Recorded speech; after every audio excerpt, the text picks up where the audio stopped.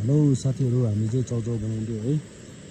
केही नभए नि 5600 5500को हाइटमा अहिले चाहिँ चाउचाउ पाक्दैछ होइन। अनि चम्चा आज चाहिँ चम्चा ल्याउन भुसुकै बिर्सेछ नि त। हिजो घरमा जरेर सबै धोइथ्यो होइन। अनि बिहान हतारमा आइदिएको चम्चा ल्याउन बिर्सेछ, त्यही भएर चम्चा चाहिँ यस्तो काठको है।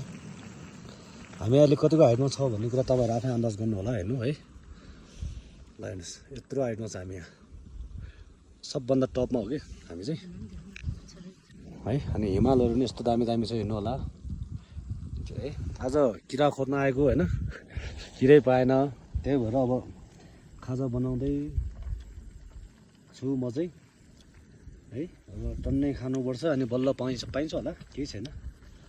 पछाडितिर हेर्नु होला डाँडाकाँडाहरू है, यस्तो दामी छ होइन। अनि खोर्सानी चाहिँ यो है, हाम्रो सबसे मिठो खोर्सानी चाहिँ यो अति दामी छ। यो खोर्सानी चाहिँ अचार जस्तो हो, लसुन पनि छ यहाँ। अनि लसुन दही भइहाल्यो। अब बट्टाहरू यस्तो हो। अनि हामीले जति लेगमा फ्राई गर्छ नि, त्यो चाहिँ लेगमा फाल्नु हुँदैन कि, त्यसरी टिपेर यहाँ हाल्ने अनि घरमा लाने है। हुन्छ साथीहरू, अब हामी चाहिँ चाउचाउ खान्छौँ होइन, बाँकी रहेछ। By by. चम्चा एउटा चम्चा चाहिँ ल यहाँ चाली पर्दा एउटा चम्चा एउटा चाहिँ आज चम्चा नभएर चाहिँ हामी यस्तो चम्चाले खानुपर्ने भयो। केही छैन, पाक्यो अब त है। अब लगभग पाकेपछि अब ग्यास चाहिँ निकाइदिउँ।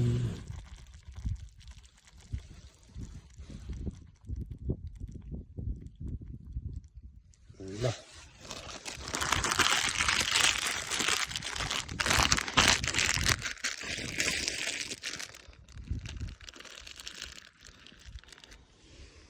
चाउचाउ तयार है।